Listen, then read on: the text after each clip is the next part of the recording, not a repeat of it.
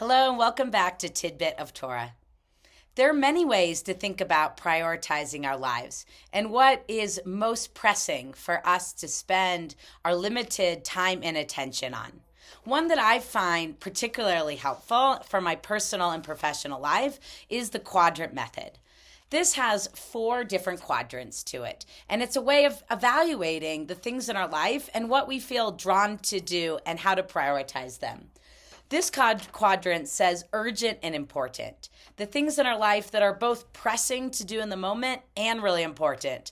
For example, I have blood coming out of my mouth, and it's both urgent and important for me to take care of that. Over here, we see a category of what's urgent but not important. For example, it might be really important for me in this moment to plug in my phone so it doesn't die, but that might not be as important in the grand scheme of things. Moving down here, we have not urgent and not important. These are all the things that can be deprioritized in our life. Sometimes they're just things we have to do, but it's helpful to think about that they are neither urgent or important. And last but not least, we have my favorite category here, which is not urgent but important. And unfortunately, in so many of our lives, we don't get around to spending as much time as we would like in this category.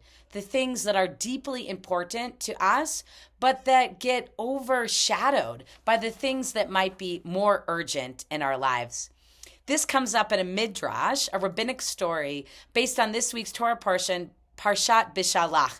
And when the Israelites were crossing the sea, there were 2 guys, Reuben and Simeon, who were so distracted by what was right in front of them, i.e. the mud.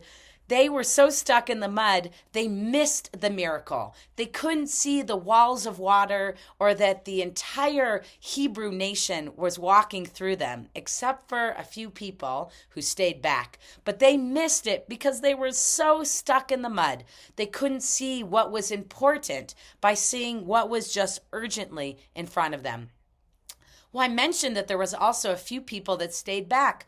The Midrashim also say that not everyone chose to leave Egypt that was a Hebrew. Why? Because they too couldn't see what was deeply important. They were drawn by the urgency of getting food on their table, of the fears that they felt, and they couldn't see what was deeply important in their lives. We all too have those moments where we are slaves to what is urgent in our life. And my invitation for us as we head into Shabbat with this Parshat Beshalach is that we have an opportunity to step back and consider what in our lives isn't urgent but is important. I love that Shabbat, a day of rest, always gives us this opportunity. Because rest itself is something which we often say that we'll do later. I'll get more sleep. I'll take time for this conversation later. And Shabbat is that time. It's that time to slow down. It's that time to sing. It's that time to have those meaningful conversations, to read the book that you didn't have time to do, or whatever it is that you need to do in that not urgent but important space to truly nourish yourself, your family, your spiritual relationships in your life.